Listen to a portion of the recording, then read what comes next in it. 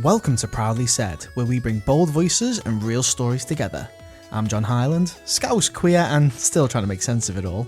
And this space is for the stuff we don't always say out loud, though we probably should. Let's get into it. Welcome to the episode of Proudly Said, where we have bold voices and real stories. And today we are in 8 Water Street because it's a client of my next guest. I'm with the fabulous Iwan Steffan, who is you're a bit of everything, aren't you? You're a content creator, spiritualist, TV presenter, long time. Yeah, it's a lot of things. I'm a content creator for myself. A lot of people like to say like influencer, but that sounds a bit lazy to me. Yeah. So I like to say I'm a content creator. I'm a freelance social media manager for different businesses. I'm a Reiki master. I'm occasional TV presenter. And I think that's all the boxes. All the boxes. Yeah. But you were saying before, like you're really busy. Yes. Really busy. I am. Like no day's the same. Like one day I'll be like filming something for myself. The next day I'll be filming a content for somebody else. And then one day I'll be meditating. So every day is different. And the fact that your social media clients are so different. Like, so today we're in a restaurant. Yesterday, is it a pram shop? Or like I do social media for a pram shop as well.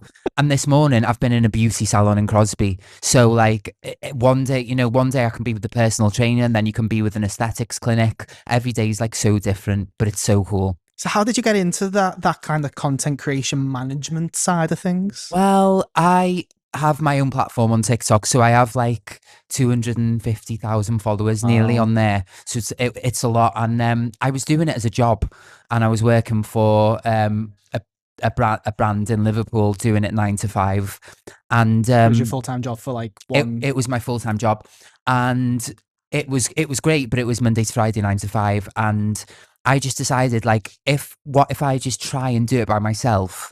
And if I ever make less money than I did working full time, I will quit. But luckily, I had a huge platform there. So all I had to do was ask, put it out there, and it came. Because, it's an advantage that a lot of people don't have. So I had that platform. So I'm very lucky. And I suppose doing it for different types of business then gives a bit of creativity because you're doing something different, because you got to think differently. Yeah, it is. And don't get me wrong, a lot of things I don't have that much interest in. I don't, it's like things like I like doing like the pram shop and that, but it's not obviously something I'm learning. Yeah. And we never stop learning, and that's an amazing thing. So let's go back a little bit. So like, we've known each other for a very, very long time. Yeah, but I feel like I've just spoke to you in last year. We got to know each other, yes. I think we've like known of each other since you've like, because obviously like heard the accents, you're not originally from Liverpool. So when did you first move to Liverpool? I moved to Liverpool in 2008, so it's going to be 17 years in September. So straight away, the fact that like we've known of each other, but we've only really connected in the last like 12 to 18 months is a bit weird. It's crazy because I always knew who you was, but that's what the scene's like sometimes, isn't it? Like, it's like you know them, but you don't speak to them, and people have different tribes and stuff like that. But I love that we've connected. From some grief as well. Yes. So that, yes, of course. So it's been, and I think people would be happy about that. Happy from collective grief. It's one way of putting it. Yeah, it's brought people together. It has. You know what? You're all right. I think there's people that I would say were like longtime friends a while ago that have this not distance from, but like as you say, life happens and you kind of you distance over time, that I've reacquainted in the last 6 months, which is lovely. But I have to say that when I think back, I can just think of you in pink. Ouch. So bright orange. Makeup, like hot pant jean shorts, leg warmers, things like that. Do you know what though? I'm sure even like as a gay man for yourself, like for me, because I grew up in Wales, I had a difficult time growing up, as many gay people do, but in Wales it was especially difficult. So I started experimenting not when I was 17, no, it was when I was 22, 23. So I went through that, what do we call it, like a feral stage. Feral. I went through that feral stage a lot older because I didn't quite get the chance to do it. So, but when I look back now, oh my gosh, I'm like... As you say, it's part of that journey. Yeah. It's led you to where you are. As much as you might go, oh, why did I do that? It's like, well, I'm still glad I experienced it. It's behind me now, though. Yeah, like it's. Do you know what? Like, I wouldn't change it for anything. And even the mistakes made, they've all been like, we don't learn from the good times. We only learn from trying times or difficult times. So yeah. I'm grateful.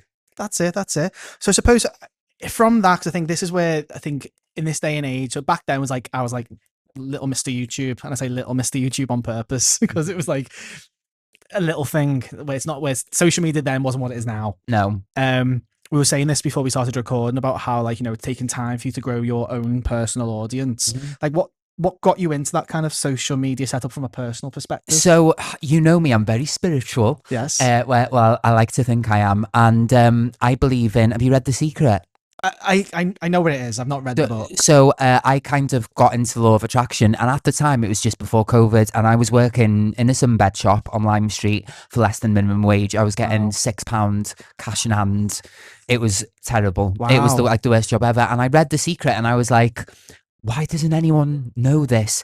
And I remember opening TikTok, and I remember where I was when I downloaded it. I was sitting at the end of my bed, and I just said, right, I'm going to be getting paid for this. I just know I am. This is how I'm going to make money. I don't know how I'm going to do it, but this is it. This is the way that it's going to be. And I thought to myself, right, what can I do? And I was like, right, a foods blogger. I was like, there's a million of them. It's hard niche. Fashion, I'm not really fashionable. I'm a bit different. And I thought, I don't know what to do. And at the time, no one was really doing anything paranormal about Liverpool. Obviously, you had the Haunted Liverpool books. Yes, love a bit of Tom Slemon. Yeah, me too. You know, there was the information out there, but there wasn't anyone actively doing it. So I remember I went out in lockdown. Do you remember when we were allowed out for an hour? Go for a little walk around you. That's it. And I walked into Smithdown Road, it was, and I was like, I'll just film a ghost story and I'll see how it goes. Just something to do. And I went to bed that night after posting it, and I woke up the next day and it was on like 360,000. Wow. And by today, it's like last year, I think through the whole year, I had like 60 million views. And then obviously that's led to my own paranormal TV show. And so it's given me opportunities that, you know, you never know. Like I always say, posting a TikTok, it's like a lottery ticket. It can change your life, just one, you know. And that's interesting. That was literally just, I wouldn't say it was a fluke, but like you just had that little idea, went and filmed it, done a little voiceover after. It was one of them where you just like did the montage and the voiceover. Yeah. But a lot of people, you know, they get a lot of like kinds of the wrong impression because they think I'm like this big goth. You know, like I'm this big like put curses on people and stuff like that. Well, yeah, we know about that. But people, you know, I got a message the other week saying, "Oh, are you a Satanist?" because of what I post, and I'm like, no, I just like these stories. You know, I'm not a person that, you know, that you know, I'm not, and I'm, a lot of people think I'm a psychic, and I'm not, definitely not one of them. But it's just something that I find really interesting, and I think why it works so well is people enjoy the unknown. They like what we can't understand. So I love it. I really enjoy it. And I love the fact that it's not a case of like, as you say, you don't take it too seriously. Because like, I remember, I think I was watching your Instagram stories the other day, and it's like you go to those big outdoor spiritual meditation sessions. Yeah. And there's one where you're using the negative energy knife thing you've got. Yeah. What's it called? It's called a selenite knife. A selenite knife. Selenite. So a selenite is a crystal that cleans any space or any person. Okay. So in one breath, you're doing a video where you're actually using it, and the next you're using it as a mobile phone prop. You know what? It's I just don't take anything too seriously. That's what I mean. I just have fun with it. Do you know what I mean? But the spiritual side of things, I love that side of things. And obviously, you know, we talk often, and I'm 14 months sober. Yeah. So that is my that is my socializing. Well done you. You're gonna be soon. Yeah. But it's that is my type of night out. Do you know what I mean? Like instead of night out, I just do meditating and using crystals or whatever, you know, it's whatever works for us. So on that, just for people who don't necessarily might not understand it, like what does that bring to you? Like what just take me into that, like that spiritual side of it and what that kind of does. Well, for me, like spirituality, what's nice is religion. You know, I really respect every religion. I have friends in every religion and race and whatever. But for me personally, spirituality, it's the only way of thinking that doesn't judge. Whereas, you know, from religion, you're studying from a book, but spirituality, there is no right way. You know, you don't have to walk around with loads of crystals and be spiritual. I just believe that there's something more than what we see in front of us, but I'm not sure what it is. So I'm not saying God, and I'm not calling it any big names. I just believe that things happen for a reason, and it's just I believe that the universe is kind of already set out. So I think, you know, I come across certain people for a reason, and I mean it's worked so far. Yeah, It yeah. has. It's like there's an energy. There's an Yeah. energy, and it all comes back to like giving back energy and It stuff like does, that. it does, and I think, you know, you become in what you speak about. So people who speak about good things all the time, good things happen, and people who, you know, it just works. You know, people who always complain they have no money, they never have money because they're so focused on not having it. Yeah. You know, people who say I can't lose weight, they're so focused on not losing it and hating that diet, then the weight doesn't go. You've Yes. got to enjoy what you do. So, you know, you've got to feel good about something when you do it to get good results. That's what I think. I think I like that. if I wake up today and come into work and think I cannot be asked today, the whole day is going to be rubbish. Whereas if I go in and go, I'm going to get so much done today, I'm going to compliment people as well, I'm going to make people feel good, then you just bring in good vibes all the time. I like that because like there's an element of manifestation and just putting it out to the universe, but then not doing anything. There is. But for me personally, like I say, you know, with even with my social media business, when I manage the accounts, when I opened this business and I launched it, I just said, right, I want 6 clients and I'm not stopping until I get it. That is all I'm settling for. I'm not settling for 5. It's 6. That's it. That is how much money I'm going to earn. And because I was so focused on that, that is what came. I love that. Mm. And yes, you've got your goal, Yeah. you're getting it, and you're working towards it. Yeah. So on that, I suppose, I think a lot of people would say, okay, you commented on how many like following you've got on TikTok, and Yeah. obviously that then transgresses into Instagram and other platforms that you're on. Mm-hmm. It showcases though that it's not a job. It is a job, but Yeah. it's not enough to live off kind of thing. So you do need to do a bit of everything. Yeah, you do. Like, don't get me wrong. Like, obviously on TikTok you get the creator fund, so it's creator rewards program, so you get paid for all your views. I think that if I put all my energy into it, I could probably make a full-time wage out of it. Yeah. But I don't want to rely on that, because you never know what might happen. You know, you could post something and your account could get banned, or, you know, obviously TikTok was on the risk of getting banned in America. And like, what do we do then? So I like to make sure that I have my fingers in all the pies and that I've got multiple streams of income. So I'm just being careful because I'm very like wise with when it comes to finance. I'm very it's not even just finances as well. It's just making sure, like, you know, you're also doing various different things, which then leads me into, I suppose, the TV side of things. So the Welsh paranormal show, like, because again, it's like, I think that, I must admit, I think part of it being because you are predominantly talking about Liverpool, but you've got that lovely Welsh accent, and I think that's definitely one selling point for yourself as a personality and content creator. But how is it doing the TV show, because that is in Welsh, isn't it? Yeah, well, my plan was never. I always wanted to do TV, but I've never had an agent, I've never had a manager, and it's always been, I've always done it myself, and that is something I'm really the most proud of. Yeah. The first show I did, it wasn't a paranormal show. It was about 3 years ago, and we won a BAFTA for that. Okay.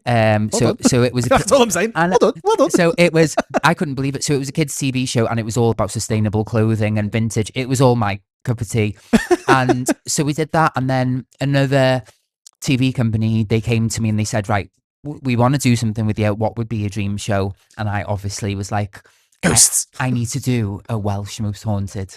That is what I need to do.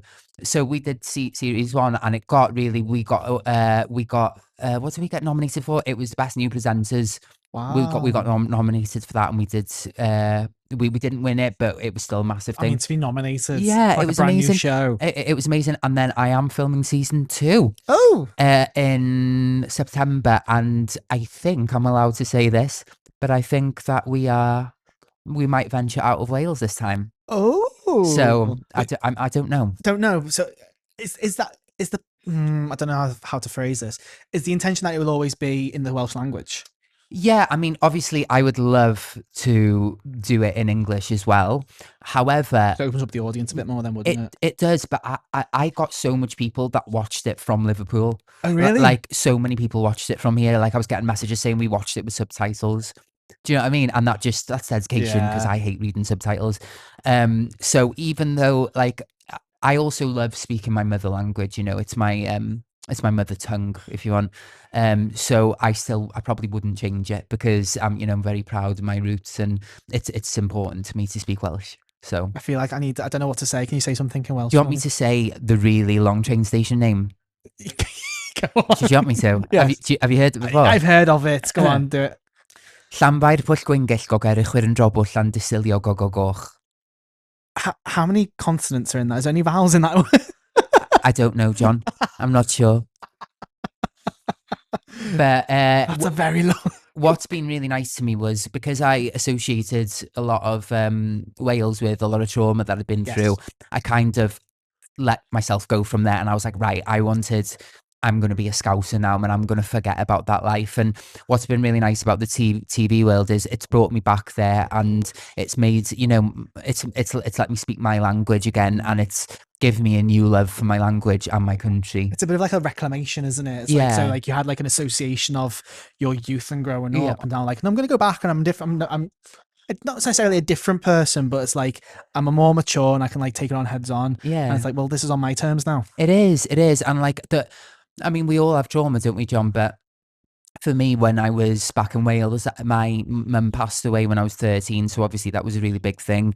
And then I was sexually assaulted a few times being back in Wales. And I always associated Wales with that. But as you get older, I've kind of realised that everything that has happened to me, like I'm actually grateful for it. Yeah. And people go, what, you're grateful for all the things that happened to you? And I'm like, yeah, because I only ever learn from difficult times. And, it gets to a certain stage where forgiveness takes over. And like, because if you stay angry and upset, it kind of grows on you like a tumor, and it's not good. So like anyone who's wronged me, I forgive them. I've let it go. Do you know what I mean? Because I'm not holding that, And so as you say, it's like it's not turned you, but it's like you've grown into the person you are because of those experiences. Absolutely, yeah. Like, do you know, even with like, I'm a massive advocate now for sexual assault, and I know exactly how I wouldn't treat people. Yeah. So it's given me, even though the death of my mother, even though it took away from me, it gave me so much. It did. And I see these traumas as beautiful things, really. Yeah, I do. that's lovely, especially losing someone like your mother at such a young age. Do you feel like that there's like an influence there on what you do now? Do you know what? Sometimes I don't even know if I'd be here if she was still alive. Maybe I'd still be in Wales. I'm not sure, but I am sure that happened was a part of the story. I believe that it happened at a certain time because it was sent to give us lessons. Yes. Which it did. Do you know what I mean? Which it did, and it's definitely it's I use it to my advantage. I do. So do you think that has added into part of your like spirituality and stuff? And also as a creative, because you find that definitely like there's elements of traumatic background in a creative process. Well, my family are all in that world. So my dad's an artist, like a music artist, and my sister is, and my other sister is a writer. So we're all kind of like self-employed, and we're all in that creative world. So we've all, I don't know if it's a gene, but we have we all like that kind of world. But I think, I try and use my trauma as an advantage, because I think we all know people, don't we, that say, I've been through so much. And, when you make your trauma your personality, it's not good. No, of course not. It's not good, but you can use it to your advantage. And that's what I choose to use it for. It's like, instead, if it comes up in conversation, I'm happy to speak about it, but I won't go out of my way to tell you what I've been through, because what's that doing? Yeah, exactly. Unless it adds value to a conversation, it's not like, let's not make it the conversation. If that makes sense. Yeah. So I think on that creative process, so like you quite a lot of what you do is creative. So tell me about that. Is there a process behind creating content for yourself? And I think I want to focus more on your personal stuff as opposed to what you do for work. Yeah, so my personal stuff. So if you go back on my videos, and I think I've done nearly 600 videos now over the last 5 years. Obviously, when you go to the first videos, they're not good. They're not good. They're very shaky and that.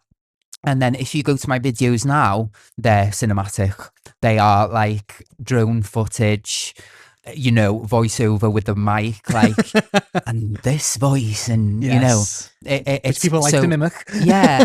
So it's become like, for me, like, my aim is to make the viewer feel something. That is the ultimate goal. Like, I need to make them feel freaked out. That is what I like doing. When people say to me, I can't sleep because of you, and I'm like, that's the biggest compliment. that is exactly what I was trying to do. Like, I did a video yesterday. I don't know, did you see it? I did one in the Brook House. Yes. So that is on 1 million views now. And you only put it out yesterday? Yeah, well done. It's on. It's 1 million views, and people have been like, "Oh my god, I can't sleep," and that is the best thing you could say to me. But I do get a lot of negative things, and please bear in mind, I don't know how many times I've had to say this. I have never said they're real. I have never ever said that they're real. They are sent to me claiming to be true. I'm going to say that. But 70% of what I post, I don't believe it. Yeah. I don't. But if it makes good, watch them. Good content, yeah. Entertaining at the end of the day. It makes good content. I do believe some of it, but a lot of it, a lot of people say the same things, oh, you just post lies. And I'm like, I've never said that I don't. Yeah, you never said this is factual or whatever. This is for entertainment purposes. And going back to Most Haunted Liverpool, I'm pretty sure Tom Slemmon's come out and said the vast majority of them are fabrications. Yeah. Well, I emailed Tom because everyone was like, oh, you're plagiarizing and things like that. And I emailed him and I introduced myself and I said, am I okay to use your stories? I'll credit you. Yeah. And he said, yes. There you go. So got it in writing. So there you go. But I don't use them anymore because I didn't want to overdo it, because I do respect his work as well. Yeah, because it didn't sound like, at the end of the day, it's like, go buy his books, don't just watch my videos. Yeah. But I like to show, like, scary pictures, scary videos. Like, that is what people enjoy. So that's what I try and even do now. So so is the vast majority of those, is that content stuff that people either sent you, or have you done like proper research into it? Or it's a mix. Most people send me this, but most stories people send me, that they're rubbish. Like, like, someone will send me something and say, I saw a shadow in the window of Newton Park Hospital, and I'm like, I can't really do anything with that. There's a shadow. Yeah, but if they send me a picture of like a dead child, I'm like, yes. Do you know what I mean? Bit morbid, you. No, but it sells. It sells. Do you know what I mean? But it's as I said, my aim is to make people feel something, and if I don't feel like it's made people feel something, I will not post it. Do you know what I mean? Yeah. But with the haunted stuff, obviously that's my bread and butter. But obviously I do the restaurant reviews and things like that as well, because I know a lot of creators, they just focus on one thing, and I don't. That, for me personally, I would rather be getting jobs from all avenues. So haunted stuff, there's just so much work you can get from it. From the haunted stuff, don't get me wrong, every Halloween I'm fully booked, Farmageddon, Newton Park, all that. But I do the restaurant stuff as well, because it's nice to go to things like that. Do you know what I mean? And get paid for it. So. And I suppose it's also like mixing it all up. Because like, yes, there was definitely a time where you needed your brand to be a specific thing, but I think that's now not necessarily a thing. No, it's not. And it's my advice is, have your fingers in all the pies. Yeah. Do everything. Do you know, sometimes, like, even things like, I've done film reviews before off my own back. I got a collaboration with Sony a couple of years ago, and they said, because obviously I'm a horror obsessed. Yes. They said, do you want to watch the new Evil Dead film 2 months before it comes out? Wow. And we'll pay you. It was like a lot. And to watch and review. So they sent me the film to watch it on a link at home and to give a 30-second review, and I got paid like it was like a month's what I'd get working full time. And that, like, that's why I'm glad that I've got my thing, like, that I'm doing everything. Don't get me wrong, I wouldn't do things like TikTok dances and things like that. The trends. No. You know what's making me laugh at the minute? I've noticed it's not Share, but it's Love After Love. It's come back. Is that the name of the song? Believe. Oh my God, Love After Love. And people think that it's a new song. Yeah. But the irony is, like, it's all these like soft. This phrase is soft boys, isn't it? Like, but straight lads singing it. You do realize that's like the biggest gay anthem. Yeah, it's like a massive gay anthem. But when you are doing like that influencer world, or whatever you want to call that, you do have to be careful, because when I started doing it, I was a drinker, and I did used to use substances as well, which I've been very open with. But wherever you go, you're basically getting alcohol Yeah. everywhere. Um, and any event, alcohol, champagne on right or whatever. And it's my quality of work was going down. I was going to meals and getting bladdered. Imagine you actually focusing more on the actual event than getting the content. Yeah, What you're there for. it's not good. It's not good. Whereas now it's like so liberating because I get the best clips, and then I get to go home to bed. So it's just yeah, it's good. Do you know what? Like, and I'm so happy that at 35 now, it's just a really nice. It's just a really nice place to be. And it's I think it's going that way as well. It's like, we talk about being over a year sober. I'm about to hit a year sober. It's like, I feel like in this day and age now, less and less people seem to be going into that drinking culture. Yeah. But it's still there. It's still there, but I do think it's dying down. And I'm very open as well about like psychedelics. Yes. So like I don't like, I spent a lot of my younger days lying to make myself sound better than what I was. So I always aim to tell the truth now. That's just a little thing I've got. But I do use magic mushrooms. I absolutely love them. It's a plant. But I don't use them to go and party and rave. I use them in a medicinal way. Like to relax. Yeah. And I'm very open about that, because I don't have anything against anyone that drinks or does drugs or whatever. It's fine. But they like to call it California sober. California sober. That's what they call it. Yeah, because it's legalized. Yeah, California sober. That's it. But it's just so liberating, isn't it? Yeah, it is. It is. I think because I think it's nice for me anyway. It's definitely a thing of where I know I can go out with a group of people and like, you know what, I'm done now. Yeah, and I can drive home and I've got to worry about the next day. Yeah, because anxiety was always a thing. Yeah, it's horrendous. It's really bad. And what my problems was, it was everything that come with the alcohol. So like it was like, but I wasn't really like bad where it was going for days and things like that, but it would always come with it, unfortunately. And obviously like we both know people who have lost their lives due to a lot of these substances that I used to take myself. So it's given me such a lesson as well. So again, it's took away from us, but it's given me so much. It's given me wisdom, Yeah, and I suppose it's also shown that that you can still like enjoy yourself. Oh my God, yeah. Without alcohol. So I went to, James Foley. Yes. I went to, hi James, if you're watching. I went to his album launch and that was my first sober night out. And oh, really? Yeah, and his first album. And it was in the Post House. Of all places. Of all places to be sober. And the first hour, it was awkward. But now, I can go and dance. Because nobody cares, John. Nobody cares. Yeah.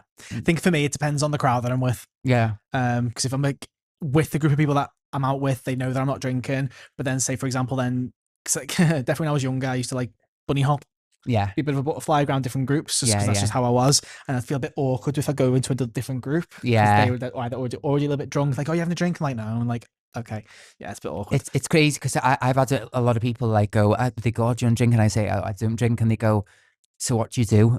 As if I haven't got anything to do. And I'm like, I work 7 days a week. I meditate. I'm like a little bit. I'm sure in a previous life I was a monk because I'm like celibate as well. So I haven't had a partner for about 7 years. Wow. No kissing, nothing like that.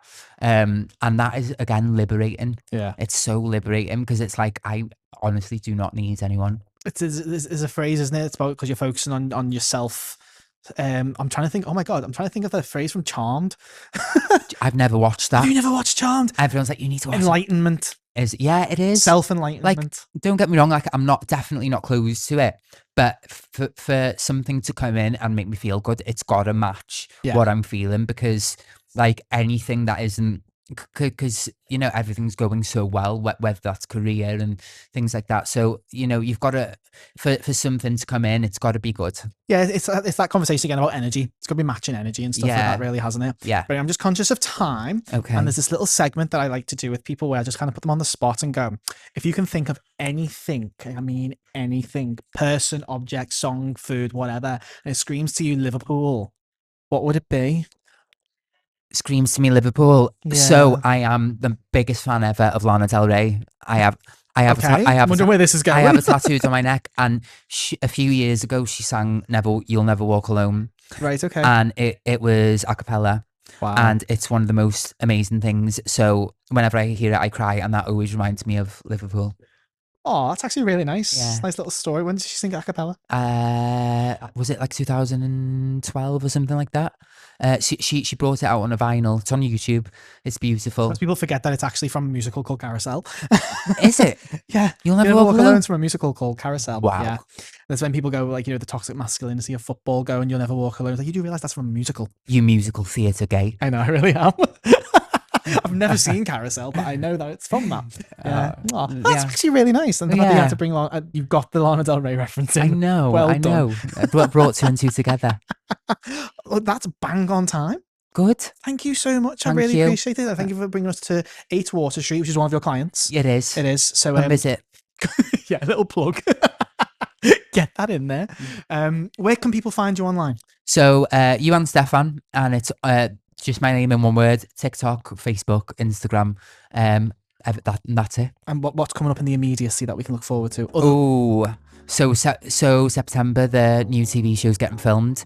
There, I'm doing the Welsh Influencer Awards. Not awards, it's a festival in September. So I think there might be some stuff online for that. And just more ghost stories. More ghost stories. Always more ghost stories. Yeah. And curses. Thank you for joining me, Ewan. I really do appreciate it. You're welcome. You can find us across Instagram and TikTok at Proudly Said. And if you want to get in touch with the podcast, it's hey@proudlysaid.co.uk. Till next time, see you later. You've been listening to Proudly Said. If it meant something to you, pass it on. If it didn't, maybe it will one day. Either way, stay kind, stay loud, and stay proud.